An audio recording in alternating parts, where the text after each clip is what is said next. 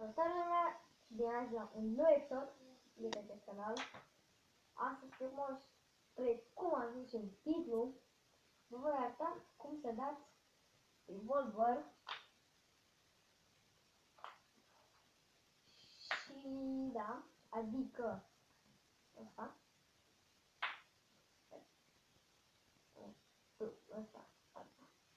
s-a arătat asta. Bă, stai mi s-a făcut normal, da, o secundă. Ok, și-am revenit. Așa e revolverul.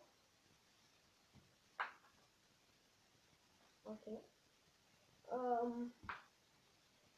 Și da, să ne ziceți în comentarii dacă vreți să fac un tutorial pentru stun play, adică schema de intermediar. Și da, hai să începem cu revolverul.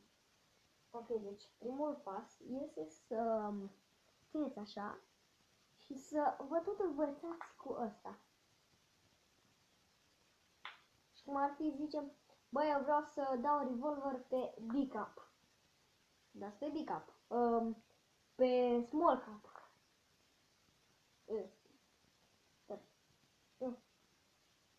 Pe small cap. Pe small cap. Un spike. Un spike. Știți?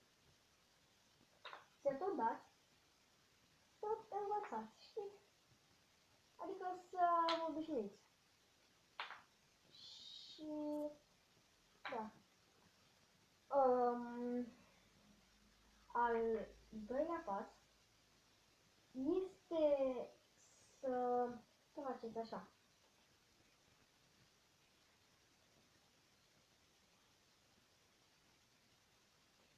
Deci tot așa.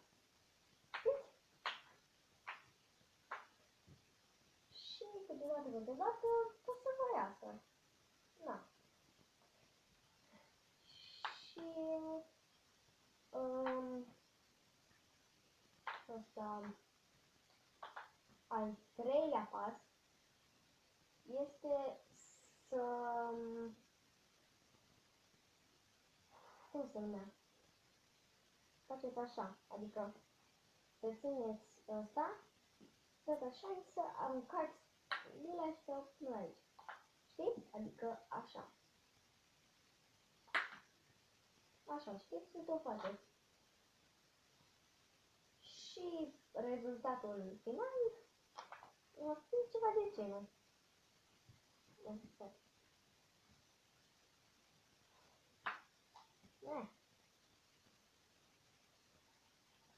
Ma, nici eu nu am. Ceva de genul. Și da, cam atât a fost. Știu că este mai scurt, doar că da, cam. Și dacă sunteți atenți și faceți, v-am zis, o să vă iasă. În jur de o zi, două îl învățați, chiar și în câteva minute. Adică el l-a învățat în o jumătate de oră. Și da, cam atât a fost. Și cu acest episod. Sper că v-a plăcut. Ne dați pe un de like, de subscribe, să dați și un share, că mă ajută. Și da, ne vedem data viitoare. Pa, pa! Ciao!